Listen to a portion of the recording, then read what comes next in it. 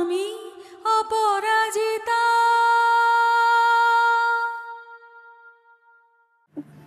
ঘর ভিজবে যে।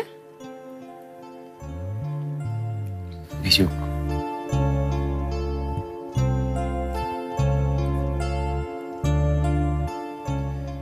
ঘর ভিজে গেলে ঘর ভেঙে পড়বে না।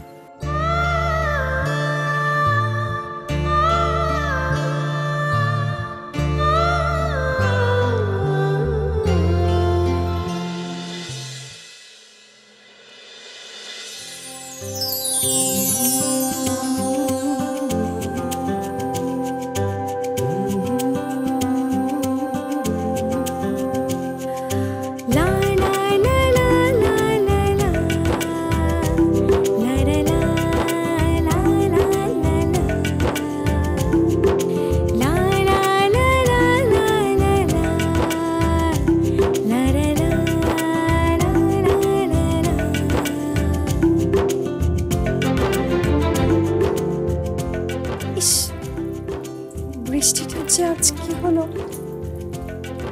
এখনো দেখো পড়েই যাচ্ছে।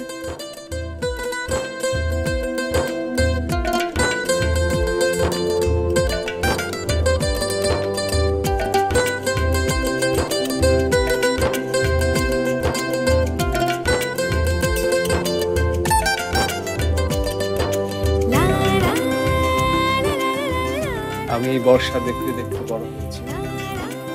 বর্ষা আমার জন্য জন্মের আগে আরো সহস্র বছর আমি বর্ষা দেখেছি।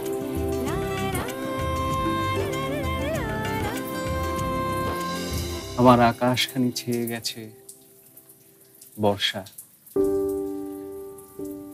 এই মেঘ বর্ষা। বর্ষা আমার মুখের শোনা কবিতা, বর্ষা আমার কাজলা দিদি।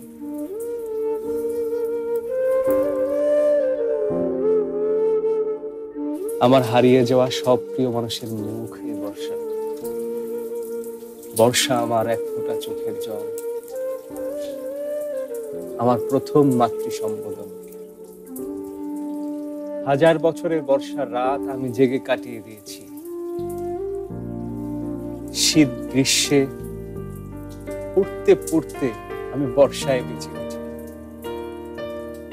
এই বর্ষা জলে বর্ষণে জলজ প্রাণীদের মতোই আমি মত্ত হই। বৃষ্টি, এই অথৈ শ্রাবণ আমাকে উন্মাদ করে দেয়। আমি নদী, মেঘ, আকাশ, প্রকৃতির পৃথক কোনো অর্থ বুঝি না। আমার কাছে মনে হয় বর্ষায় আমার আদি পাঠ, আদি শিল্প।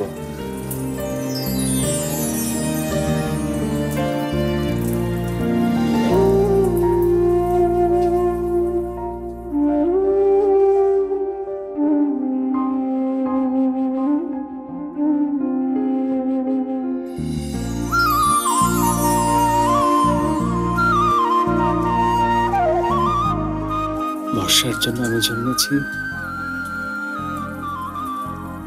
বর্ষার জন্য আমি মরে যাব।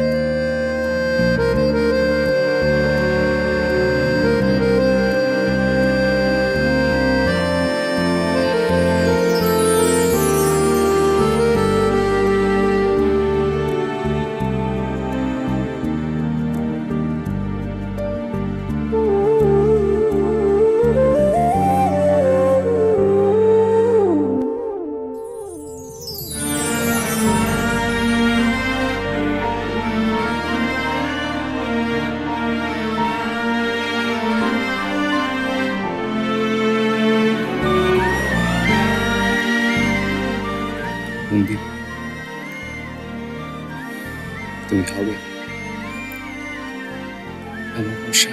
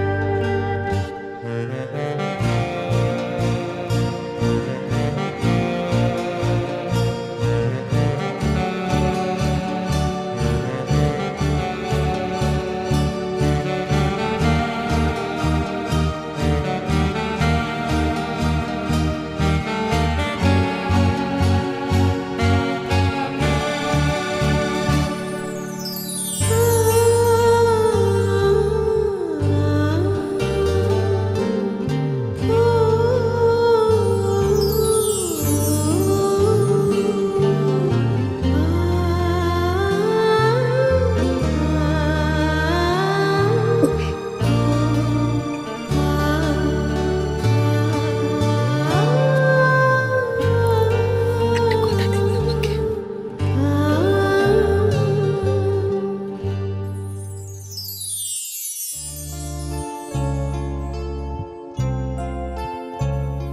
আমি যদি কোনোদিন ভেসে যাই নিজের আবেগের কাছে,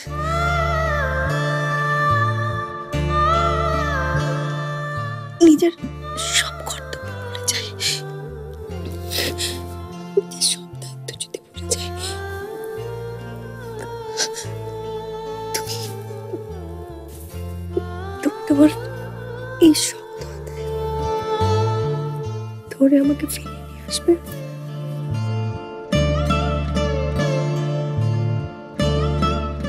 আমাকে আমাকে ভেসে যেতে দেবে না।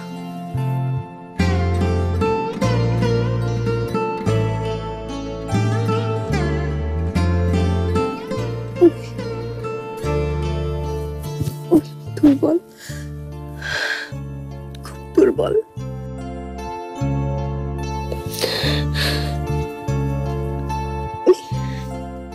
আমি খুব লোভী। আমাকে তুমি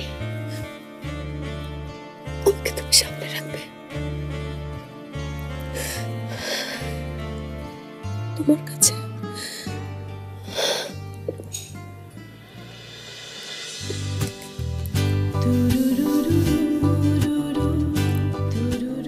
রাখবো, রাখবো। তোমার সব কথাই রাখবো।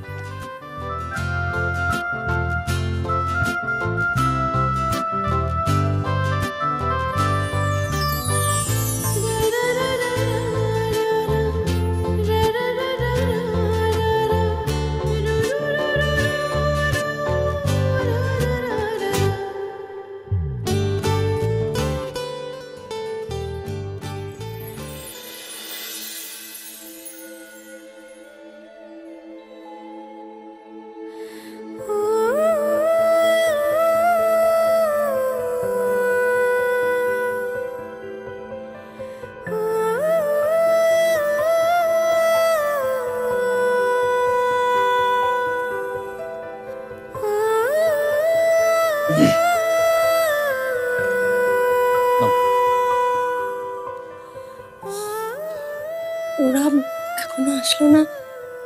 চাটানো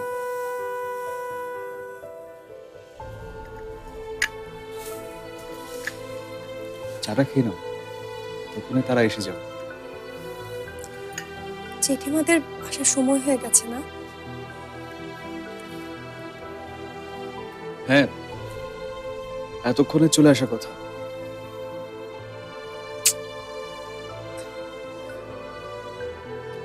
ইস, ওরা আসার আগে জেঠিমারা আসলে কি হবে? কি আর হবে, একটা একটা অস্বস্তিকর ব্যাপার না? কি ভাববেন জেঠিমা, আর পিসিমাই বা কি ভাববেন?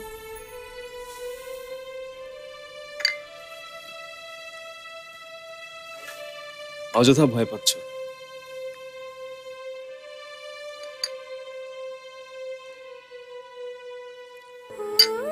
মা কিছুই ভাববে না,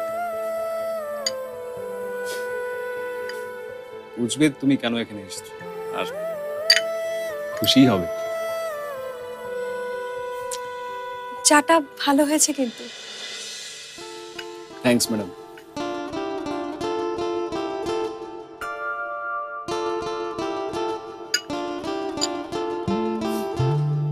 যাক, ঘরে কেউ আসলে চাটা অ্যাটলিস্ট বানিয়ে খাওয়াতে পারবে আমাদের ডাক্তারবাবু।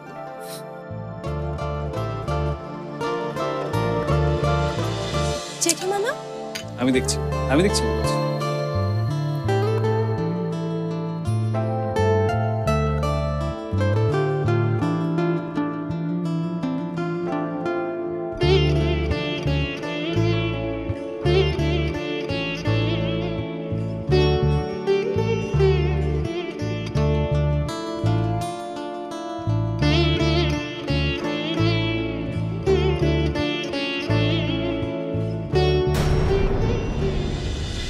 ওমা, দেখো দেখি, তুই কখন থেকে এমন ভিজে কাপড়ে দাঁড়িয়ে আছিস? হ্যাঁ, ঠান্ডা লেগে যাবে তো। আমার ছেলেটার মাথায় না কোনো বুদ্ধি শুদ্ধি নেই। আচ্ছা অভি, ওকে আমার একটা শুকনো কাপড় দিতে পারিসনি? না না জেঠিমা, আমার কিচ্ছু লাগবে না, শুরু তো এখনই চলে আসবে। দেখো তো, ও ঠাকুরজি, দেখো তো ওকে চিনতে পারছো কিনা। ঠিক আছে থাক মা থাক। কেমন আছেন পিসিমা? সে আছি এখন। তা কতক্ষণ আসা হয়েছে? ঘন্টা কেন? ও, তা ভেজা শরীরে ঘরের ভেতরে আসার কি দরকার? ভেজা কাপড় চোপড় সঙ্গে একেবারে শোবার ঘরের ভেতরে। কি বলছো ঠাকুরজি? বৃষ্টির সময় বাইরে দাঁড়িয়ে থাকবে কেন? আরে ওখানে তো জলের যা ছাট আসে না, ঘরে এসে তো ভালোই করেছে। কি জানি, আমি কিছু বুঝতে পারছি না বৌদি। তুমি কোন জগতে বাস করো? হ্যাঁ, একে যুবতী মেয়ে, তার উপরে জলে কাপড়ে একেবারে সমস্ত গায়ে লেপ্টে আছে। মা, হ্যাঁ, আমাদের কাপড় ভিজে গেছে, যাও কাপড় পাল্টে নাও। হ্যাঁ ঠিকই বলেছিস, আমার তো আবার এসব সহ্য হয় না। এসো ঠাকুরজি, আমরা ভেতরে যাই। ওই ঠাকুরজি এসো। আরে ওদের মতো তো আর আমাদের বয়স নেই, একটু পরেই দেখবে হাঁচি কাশি শুরু হয়ে গেছে। এসো তো, কাপড় জামা ছেড়ে গরম গরম চা না খেলে দেখবে শরীরটা আবার।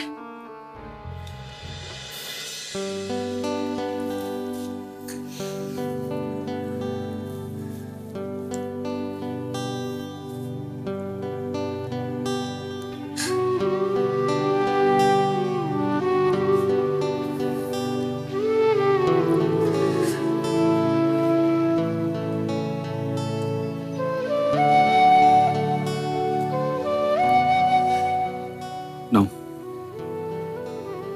চাটা খেয়ে নাও।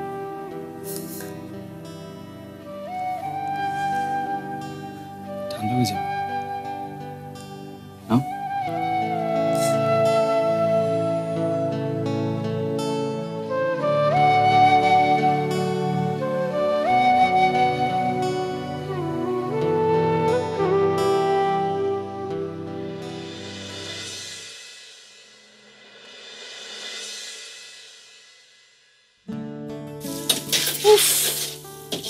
কি যে ঝামেলায় পড়েছিলাম আজকে।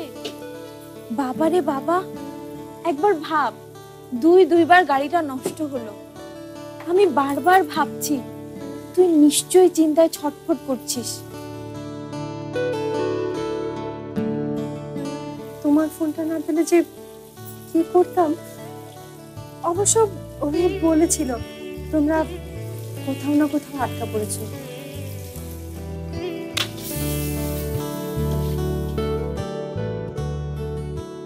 সত্যি বাবা, একটা দিনই গেল বলতে হয়। আচ্ছা, তোরা যে কাজে বের হয়েছিলি সেটা কি হয়েছে? হ্যাঁ, মোটামুটি। যাক, তাহলে দিনটা একেবারে নষ্ট হয়।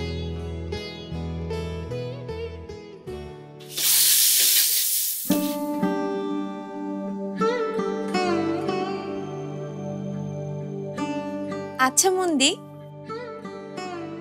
তোরা তো কাজ সেরে ফিরতে ফিরতেই বৃষ্টি নামলো, তাই না? উফ, সে যে কি বৃষ্টি! কতক্ষণ তো দাঁড়িয়েই ছিলাম বাংলা মাছের মোড়ে একটু আগে। ভাগ্যটা ভালো, সন্ধ্যার পরেই বৃষ্টিটা একটু কমে আসলো আর একটা রিক্সা পেয়ে গেল। ও, ওখান থেকেই তাহলে তোরা রিকশায় উঠলি? হ্যাঁ, কি করব বলো, আর তো কোনো উপায়ও ছিল না। হ্যাঁ, তা তো ঠিকই। বেশ একটা রোমান্টিক রিকশা ভ্রমণ হলো, তাই না? মাফ চাই, ওরকম রোমান্টিকতার আমার কোনো দরকার নেই। পুরো 1 ঘন্টা লেগেছে রিক্সা করে আসতে। খারাপ কি? পথের সঙ্গী যদি হয় মনের মতো মানুষ, তাহলে ক্ষতি কি?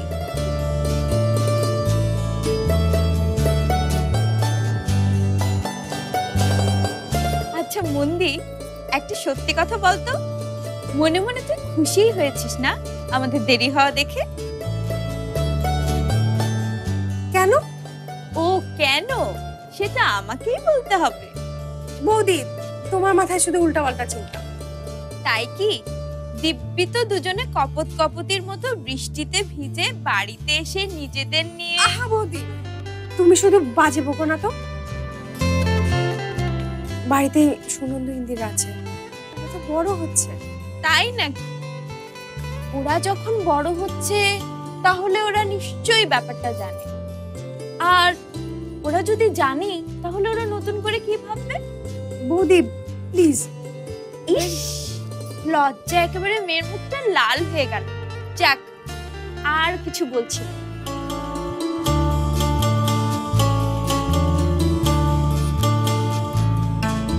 আচ্ছা, শুধু একটা কথা বল, এতক্ষণ ধরে তোরা দুজনে বৃষ্টিতে ভিজে কি কি গল্প করলি?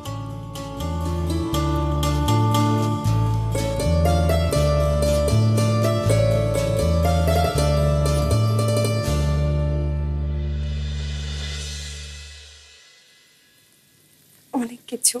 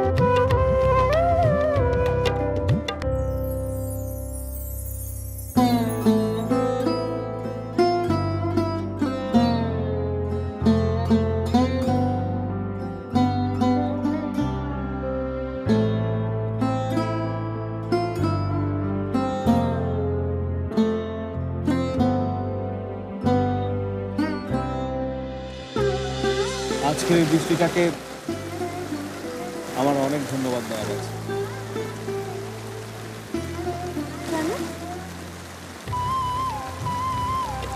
কতদিন পর তোমার সঙ্গে এতটা সময়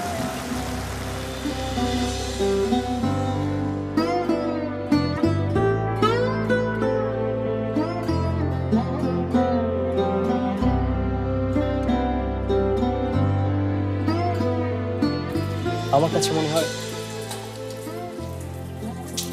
বর্ষায় আমার আদি পাঠ, আদি শিল্প।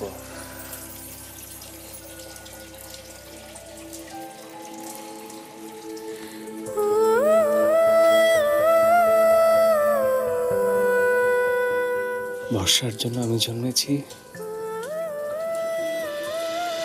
বর্ষার জন্য আমি মরে যাব।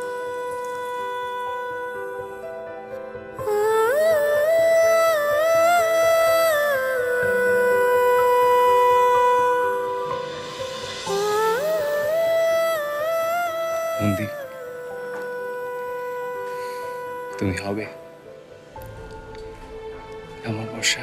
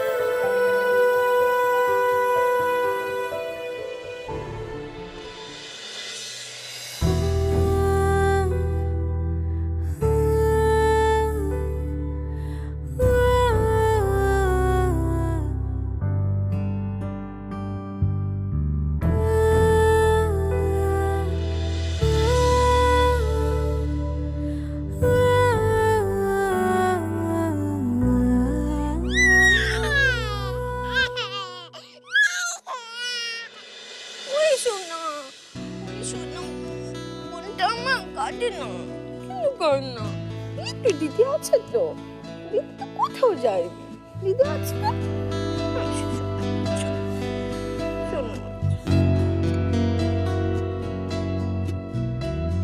শোনো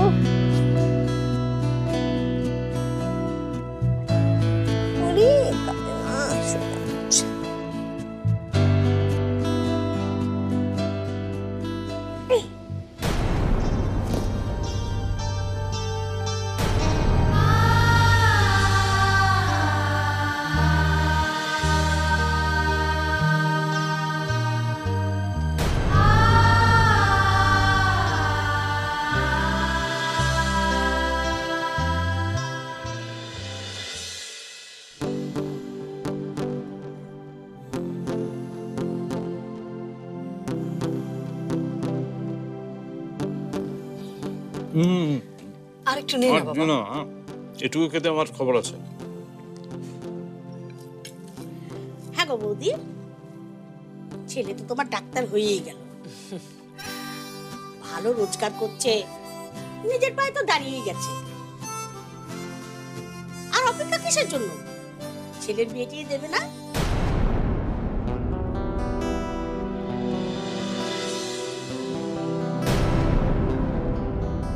ও মা, দেব না কেন ঠাকুরছি, দেব তো। আরো কয়েকটা দিন যাক, এই তো ডাক্তার হলো, চারপাশটা একটু গুছিয়ে নিক তারপর। এটা কিরকম কথা বৌদি? কোথায় মা উদ্যোগ নিয়ে তাড়াতাড়ি ছেলের বিয়ে দিয়ে ঘরে বউ আনে, আর তুমি কিনা? সেটাই এত তাড়াহুড়া করার কি আছে? নেই কি জানি বাবা, কিছুই বুঝছি না তোমাদের অবস্থা। তোমাদের সবকিছুই কেমন যেন উল্টা পাল্টা।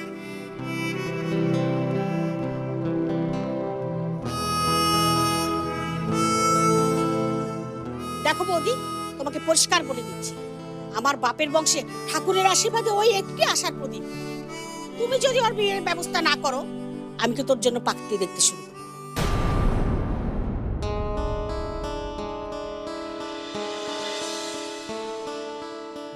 সেটার কোনো দরকার নেই পিসি।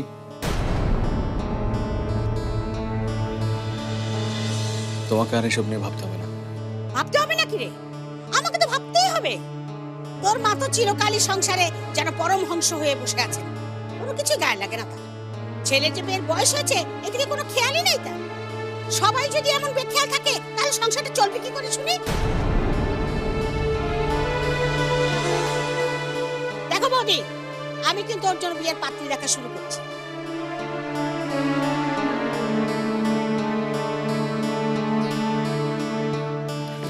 অভি, কি হলো? ভাতটা শেষ কর। ওর পেট ভরে গেছে।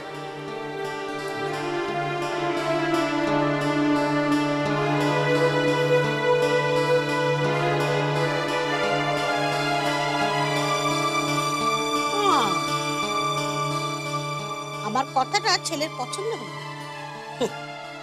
হক কথা বললে যদি পছন্দ না হয়, আমি কি করতে পারি বলো?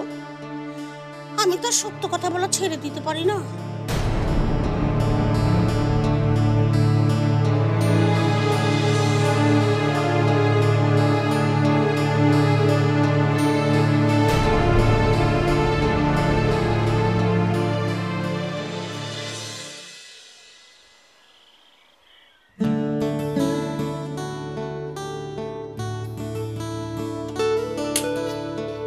ইন্দিরা দাদাকে দেবে।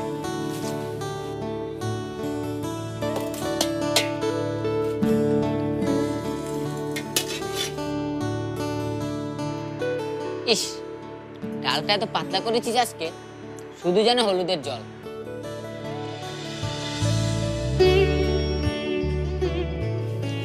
বেশি পাতলা হয়ে গেছে।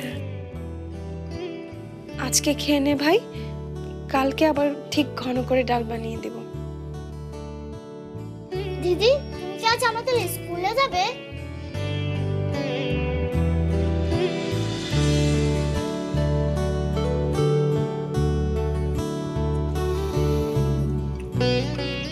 যাবো।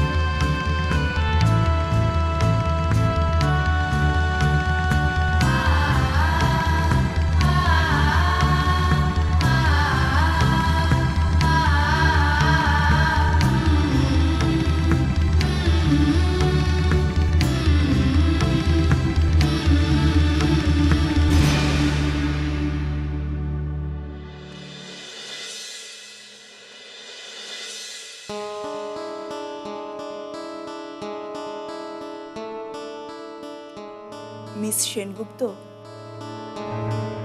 আপনি আমাদের কাছে কিছুটা সময় চেয়েছিলেন আপনার দুই বোনের মানে নন্দিতা আর ইন্দিরা সেনগুপ্তর ডিউসগুলো ক্লিয়ার করার জন্য। আপনার অবস্থার কথা ভেবে স্কুল অথরিটি তাদের নিয়মের বাইরে গিয়ে আপনাকে সে সুযোগটা দিয়েছিল, কিন্তু এখনো পর্যন্ত আপনি সেটা ক্লিয়ার করতে পারেননি। ওদের দুজনেরই 4 মাসের করে বেতন বাকি পড়ে আছে। যে সময়টা আপনাকে দেয়া হয়েছিল সেটা শেষ। এখন আপনি বলুন মিস সেনগুপ্ত, এই অবস্থায় স্কুল অথরিটি আর কি করতে পারে? আর 2 মাস যদি আমি এবার সবকিছু ক্লিয়ার করে দিতে পারবো। কিন্তু মিস সেনগুপ্ত, স্কুলকেও তো একটা সেট রুলের মধ্যে চলতে হয়। সেখানে আমাদের হাতেও সেই পাওয়ারটা থাকে না যে 2 মাস ম্যাডাম, আর 2 মাস। এবার না পারলে আপনাদের আর কিছু বলবো না, কোনো অনুরোধ আর করবো না। শুধু এই 2 মাস আমাকে দিন প্লিজ ম্যাডাম।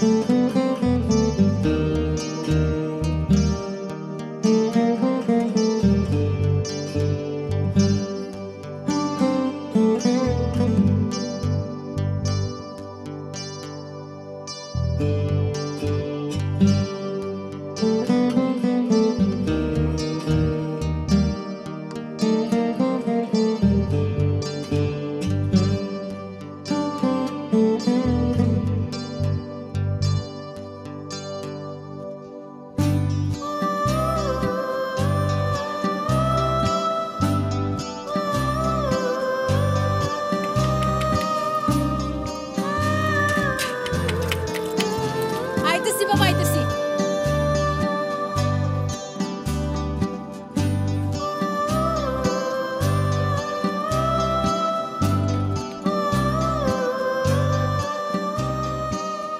আয়া পড়ছে তোমার 7 কুলের আত্মীয় স্বজনেরা।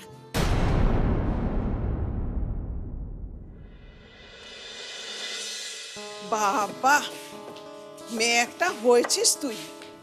সেদিন কি একটু হলো না হলো, একটু না হয় কথা কাটাকাটি হয়েছিল, তাই বলে নিজেদের লোকের সাথে একেবারে সম্পর্ক তুলে নিলি। একটা বারের জন্য এই বুড়া বুড়ির খোঁজটাও নিলি না। ধন্য বাবা, ধন্য। সেটা না কাকিমা, আসলে এত দৌড়ঝাঁপ যাচ্ছে, বোঝই তো ওরা 4 জনই তো ছোট। আমাকে তো বাড়ির ভেতর বাইরে সবই সামলাতে হচ্ছে।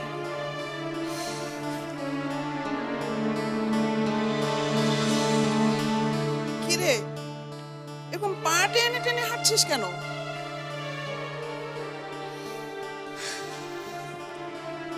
স্যান্ডেলটা ছিঁড়ে গেছে, সারাতে হবে। কোথায় এত ঘুরে ঘুরে স্যান্ডেল ছিঁড়লি?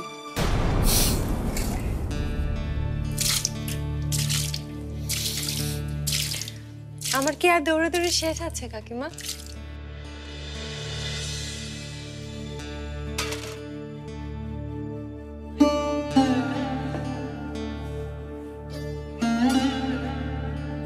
তা তুমি কতক্ষণ আসলে? এসেছি তো অনেকক্ষণ। আজকাল তো তোদের বাড়িতে এসে তোর দেখাই পাওয়া যায় না। এই তো ওই দিন তোর কাকাও এসেছিল, তুই নাকি বাড়িতেই ছিলি না। কোথায় কি যেন, ও হ্যাঁ, ব্যাংকে গিয়েছিলে নাকি?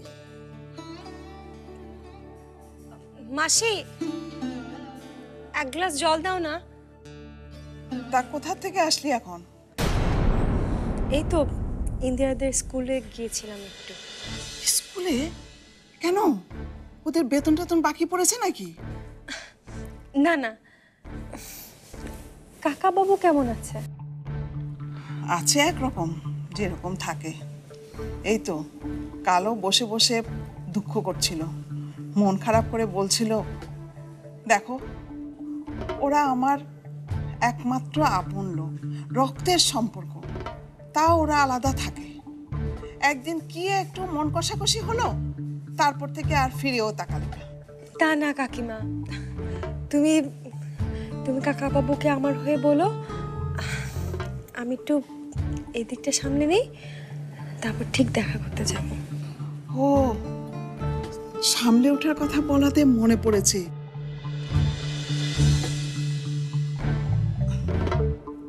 তোকে জিজ্ঞেস করাটা ঠিক হবে কিনা আমি জানি না, তবে গুরুজন হিসাবে জানতে চাওয়াটা আমার উচিত। মারে, তুই সব দিক কিভাবে সামলাচ্ছিস?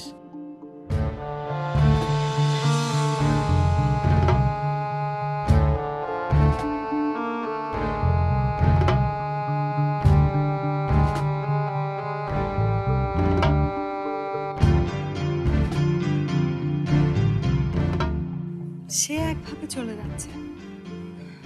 মাসি, তুমি কাকিমাকে চা দাওনি? না, বসাইতেছি।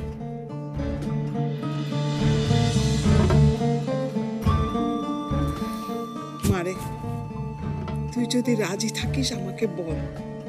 প্রদীপ আজও আসার সময়। কাকিমা তুমি একটু বসো, আমি বাইরের শাড়িটা পাল্টে আসছি, এখনই চলে আসবো।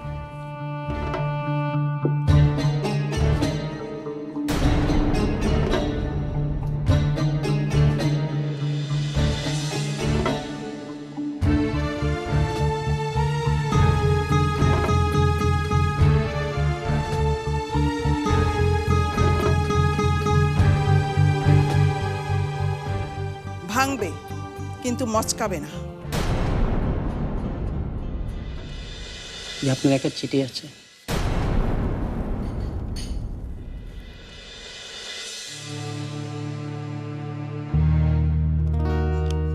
আরে মন্দির, আরে লোন তো সেকশন হয়ে গেছে, কি মুশকিল মন্দির?